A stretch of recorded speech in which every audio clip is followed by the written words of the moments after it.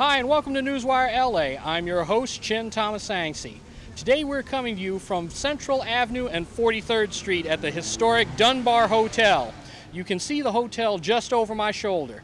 Well, what you may not be aware is that the hotel and the rest of this block, including the Somerville 1 and Somerville 2 Place apartments, are going through a major redo.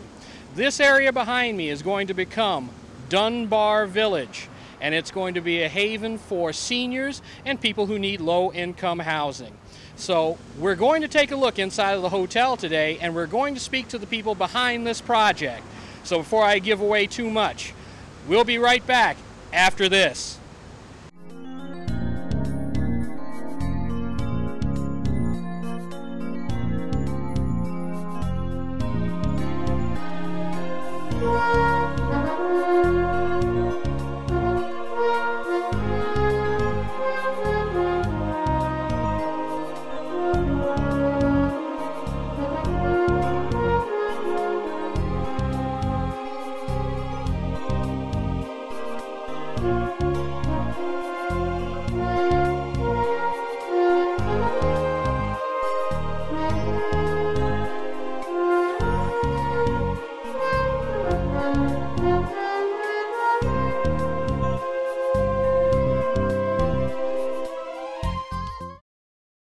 The historic Dunbar anchors what was once a thriving and prosperous African-American enclave, but it's not the only monument to that history that remains in the Vernon and Central area.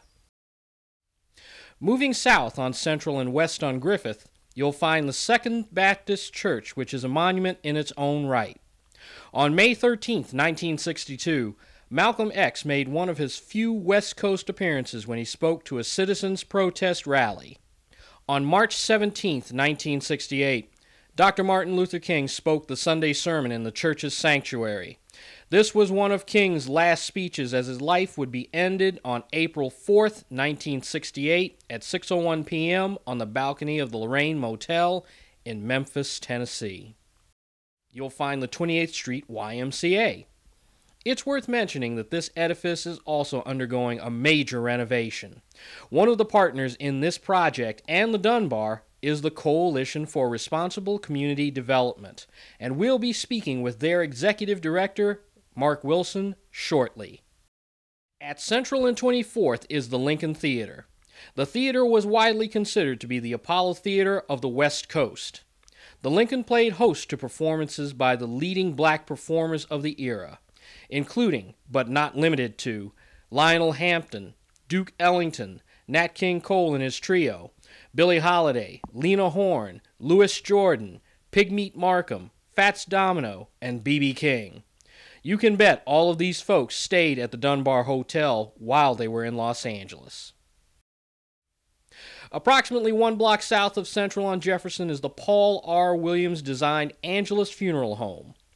Angelus was the first black business in California to be granted incorporation. This building served as what the owners called a tribute of farewell to those who passed through its doors on their last journey and a consolation to their loved ones who remain. Finally, there's one of our favorite spots, Old Los Angeles City Fire Station number 30, which today serves as the African American Firefighter Museum. Getting back to the Dunbar Hotel, we're excited to tell you that this building and 2 other nearby complexes are undergoing a transformation to become the all-new Dunbar Village. Here to tell you about it is CRCD's Executive Director, Mark Wilson. Good morning, Mark. How are you? I'm doing fine. How are you? All right. We want to take a few moments and talk about this particular development. Give us an idea how this thing came through. Well, it's pretty remarkable if you think about it. A couple of years ago, unfortunately, the organization that once owned this project got into I believe some financial trouble. The city had to come in and pretty much rescue the project because it was in foreclosure. Once the city released an RFP, we partnered with Thomas Safran and Associates to partner to develop the project. And so it was city, community, private partners that came together to make this project come to life again. And I remember this particular development along this stretch of Central Avenue. There were some businesses here, there are definitely some residents still here, and there were some residents in the hotel. We're in a state of construction right now. What happened to the residents that were in the hotel at one time? So the residents that were in the hotel, when our partnership took over the building, there was approximately 10 residents still residing in the hotel, which was in disrepair. And they were in the process of being relocated. So all of the tenants that were in the project or in the hotel when the city took over was relocated into better living conditions. So they were given resources to do such. They all have been invited to apply back to live in the newly constructed hotel, which would include one-bedrooms versus singles. And so those residents are in the community or have decided that, they're living outside of Los Angeles, but they've all been invited to reapply and come back in. So you were saying that when you started the rebuilding project, there were only 10 residents in the main hotel building. How many rooms are in that hotel? So in the historic Dunbar Hotel, there were 72 rooms when we took over the project, but they were all singles. So what we decided to do was to enlarge the rooms and create more of walking spaces, more light to come into the building, is to condense that down to 42 units. So the rooms are now one-bedroom apartments versus singles. And so that's a better living environment for seniors, we thought, and it makes it for a better project. And with this project, it's pretty ambitious. You've taken the Somerville 1, the Somerville 2, and the main Dunbar Hotel, and you've pretty much put it into what is going to be Dunbar Village. Talk to me about what this thing is going to look like after it's done. It's going to be beautiful. It is definitely going to be a signature piece on Central Avenue, considering the historic ties to the community. It's going to be an intergenerational project, so you're going to have seniors and you're going to have families mixed in with support and services to support them.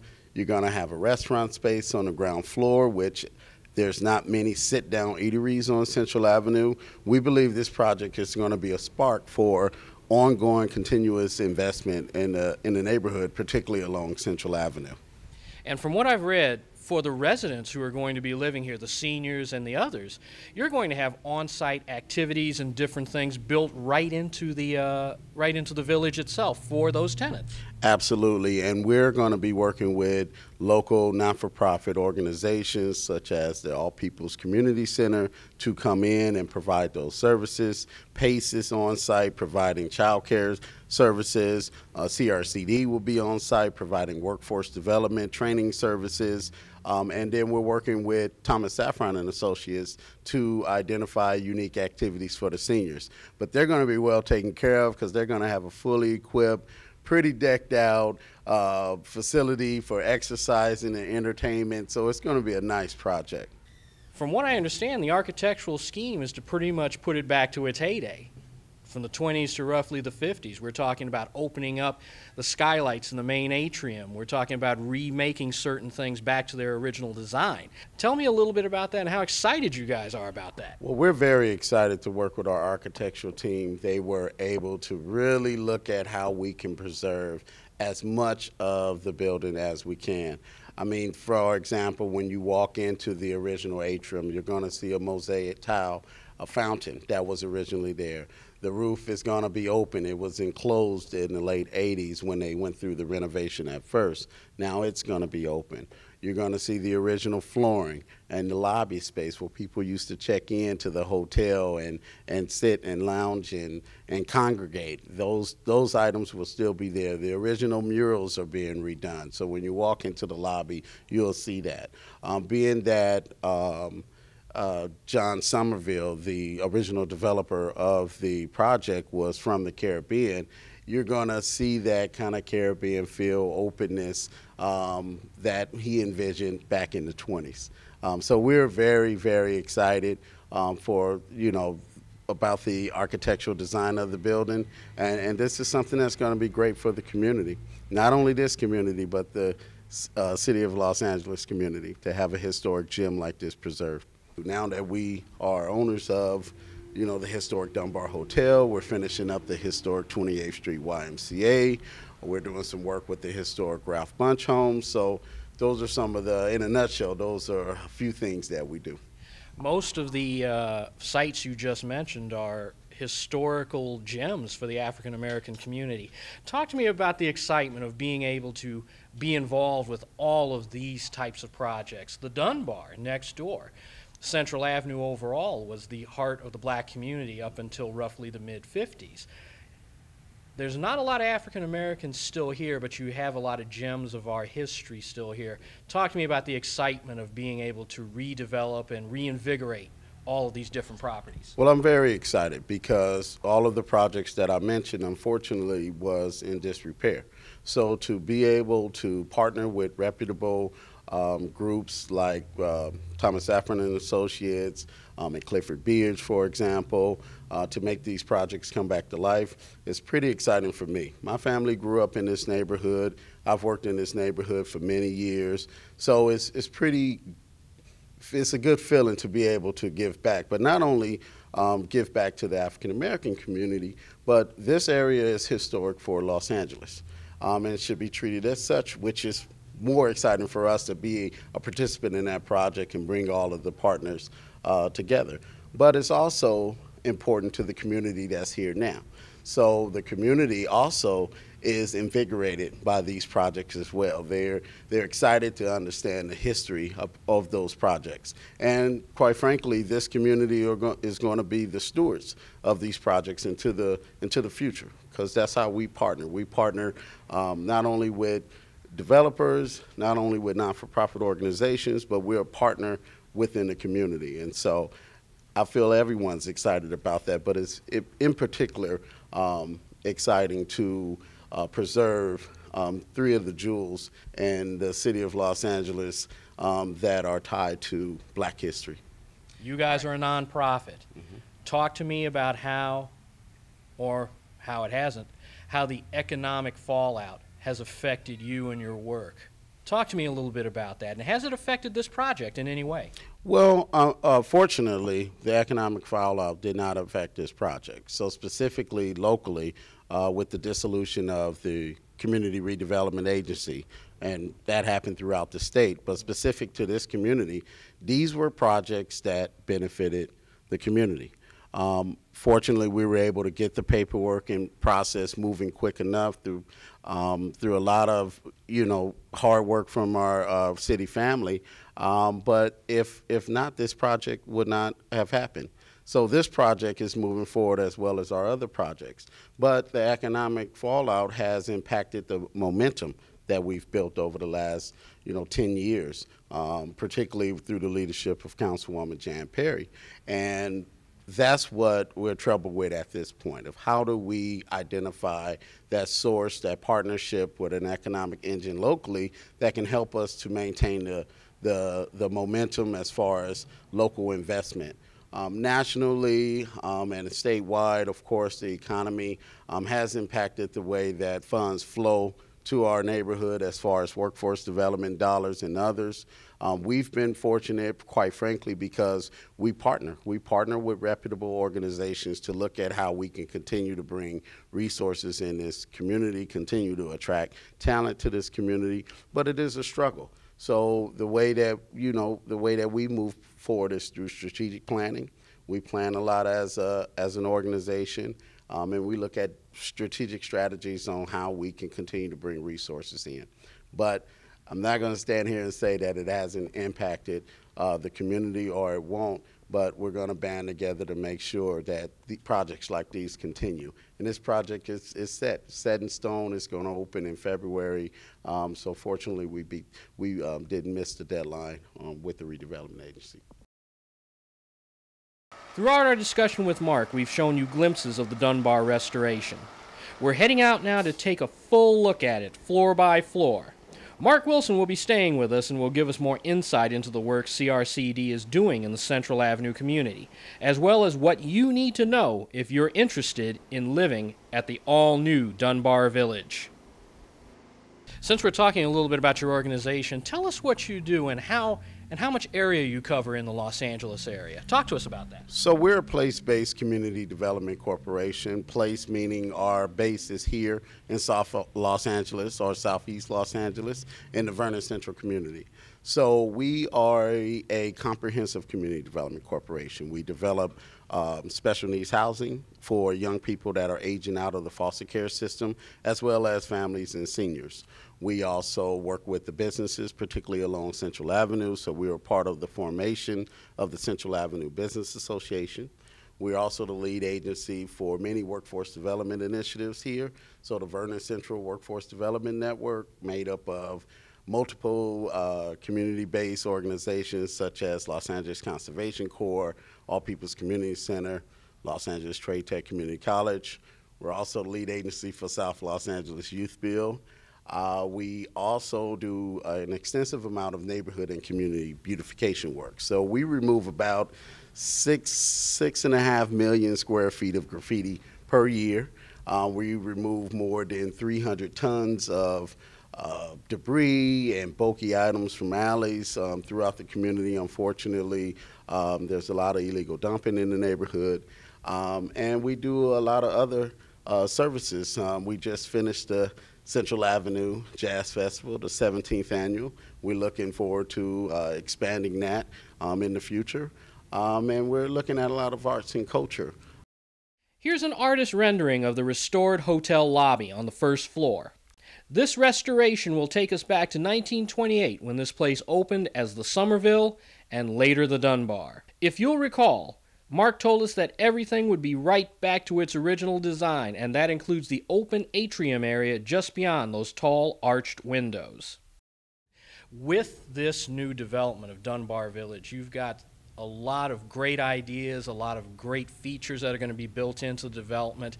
How are you going to, make sure and police and keep those things safe? And basically what I'm thinking about is keeping graffiti off the walls, keeping residents who don't bother other residents out. What is the overall plan for something like that? Well, for this community, like many other communities that face challenges, or for those communities that don't face challenges, maintenance and upkeep is a priority. It's a priority of our organizations as well as our partners. And so we have a unique plan on maintaining the building as far as keeping it graffiti free and clean, but not only for our project, but for projects throughout the neighborhood. But I think the ultimate answer to your question is partnership with the community, making sure community has buy-in and ownership. And we've seen that over the last 10 years with the momentum on Central Avenue, the investment that has happened along the avenue with 2 new grocery stores and new affordable housing buildings that are fantastic. And so there's a momentum in the neighborhood, and our job is to keep that momentum going and make sure that the community has buy-in, and so that we don't have to necessarily put a gate around the project. We don't necessarily have to keep people out, but people can walk up and down the street feeling proud of it, not trash it up, not graffiti it up, not participate or engage in things that used to happen here before. And we continue as a community-based organization to build this community. On-site manager Nate Carter emphasizes the panoramic westerly view that can be seen from many of the future apartments in the Dunbar. You don't always think of great views being available in South L.A., but you surely can see it from here. And you do have one person on site who is here all the time. That's Nate. And I've seen in some of the other interviews and materials that Nate is a really integral part of this project. Tell me a little bit about Nate and how important he is to this particular project. Nate plays an invaluable role to the project, and in making sure that the message is, ownership of the project, respect for the project, maintaining the sense of community within the building. Nate is invaluable because he grew up in the neighborhood. His family still owns a business on Central Avenue, have owned it for more than 50 years. I believe Nate himself worked in that business. His mom is the chair of the Central Avenue Business Association. So not only did we identify someone that would be a great manager. We also identify someone from this neighborhood that understands this neighborhood and respects this neighborhood. And so that's why we were able to come in, clean it up real quick, and get things going. But we wouldn't have been able to do that without Nate. So it's not just the position, it's the individual as well. You've just heard Mark Wilson talk about the integral role Nate Carter plays here each and every day. As our guide through the construction zone that was the hotel, we got to experience it as well. With that said, it's time to meet the man, Nate Carter. Nate, you're the on-site manager here. You actually live here in the complex, from what I understand. Yes. And tell us what it's like living in this complex. First of all, how long have you been here? Right now, roughly about 17 months. We took over the property late June of 2011. We started construction December 16th. We had a good groundbreaking, successful. That was December 10th of last year, which is 2011. And been ongoing ever since. Wow. And what are some of your duties here on site?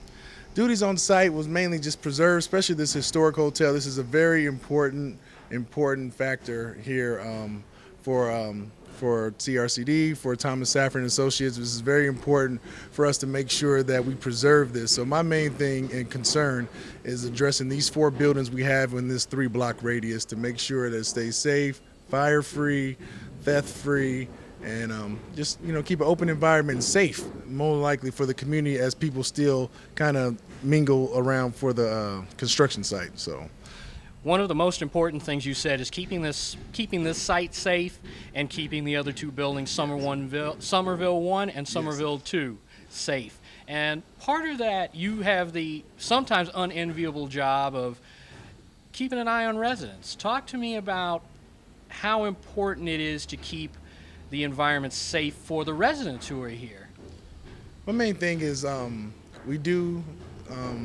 do a lot of patrolling. We do have 110 cameras, but my main concern was safety. Safety, especially during the construction. The Somervilles are family oriented. So with the 41 units we have over 176 residents. So my main and my primary concern is making sure doors stay locked, secure, work areas are more secure.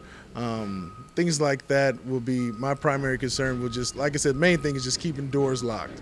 And, as they come in, come out, just make sure we follow up and follow through and explain to them that we want to preserve this area. We no unnecessary traffic. And we haven't had any. The residents are spectacular. I really appreciate the family, the kids. I grow with them. Some just recently graduated from junior high school. They're going on to high school. We got future doctors and lawyers here, and it's just amazing to kind of just relive my childhood through them. And you just made an important statement about your own childhood. And you said you've only been here 17 months, so a lot of people might assume that you're coming from some other area into this area, but you have a history in the Central Avenue community. Tell us a little bit about that. History goes as far as 1950. 1950 was with a cleaners that my grandfather's father initially started here on Central Avenue and 25th Street, right off of Central and Adams. It's called Bowers and Sons Cleaners. They were my primary concern was Central Avenue ever since I was, yay tall. So we've been here since the 80s. I'm an 81 baby, so I've been here for a while. In my time, I think that I have, kind of grew up with this area at least 6 days a week. I've always been down here. My grandfather actually had his first drink in this area with the Club Alabama. He was born in 1928. He migrated from Florida in the early 40s, and so he was actually took a good significant part with the Dunbar Hotel. He's mainly one of the primary reasons why I took the job, because I thought it was an excellent opportunity, excellent history, and good stories to hear, and also to spend it with my grandfather being 84 years old. Wow. Has he been down to the site yet? Oh, he always tries to come, but, of course, good old Nate is always busy. So, but he does pay his concerns and, his respects, and he always comes down. He always wants to know anything and everything. So I always let him know he's always into construction anyway. So it's very good to take a part of that and kind of share it with my grandfather. I didn't really grow up with a father, so that is kind of like my father. So. And talk to me about your own excitement about seeing this whole block, actually 1.5 block section, come alive with new construction and all of the new and exciting things that are planned for this whole development.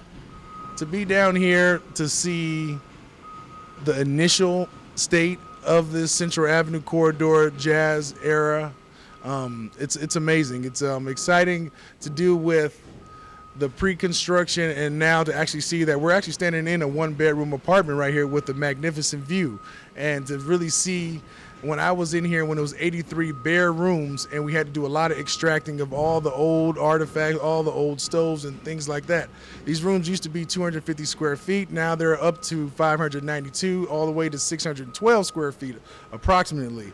And just to see this transition is just a beautiful thing, and to know that we are keeping the history factors with the Dunbar Hotel and the Billie Holidays and the Duke Ellingtons and the Ella Fitzgeralds and the Dizzy Gillespie's and the Muhammad Ali standing on the corner. And I just feel just a good tingle right now up my spine just because it is a good thing. As we wrap up this awesome visit to the future Dunbar Village, we want to let our hosts have the last words on what to expect when the village throws the doors open in 2013. First up, Nate Carter. What do you want the people to know? Los Angeles, I want to let you know that Central Avenue is coming back. We are less than 7 minutes away from downtown L.A. This is going to be the new era. We want you to take advantage of this opportunity. Seniors 55 and older, we have 40 available units. We have 7 studios. We have 3 2-bedrooms and 31 bedrooms. Take advantage. Remember, it's all about you, L.A., all about you. Take advantage and come see me at 4207 South Central Avenue. Please come see us 9 to 5, Monday through Friday. Thank you. Thank you, Nate. Hey, appreciate you. All right, you have the eye of that camera right there. What do you want the people of Los Angeles to know about this project, about your organization, anything that you want to convey to the viewers? What I want the viewers to know is that Central Avenue is back. There's some momentum in this neighborhood. There's opportunities for investment, not only economically but socially. There's a vibrant community here, and we're going to work not only with this community but with other partner agencies and with you to continue to do great projects like this. So we invite you to come on Central Avenue because we're back. Thank you for joining us. All right. Thank you, sir. Thank you for a great interview.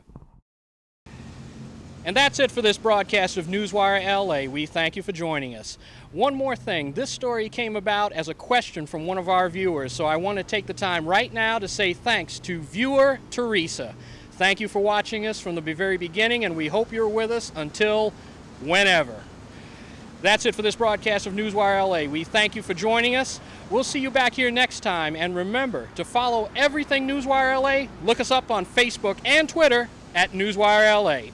I'm Chin Thomas Sangsi saying thank you and so long.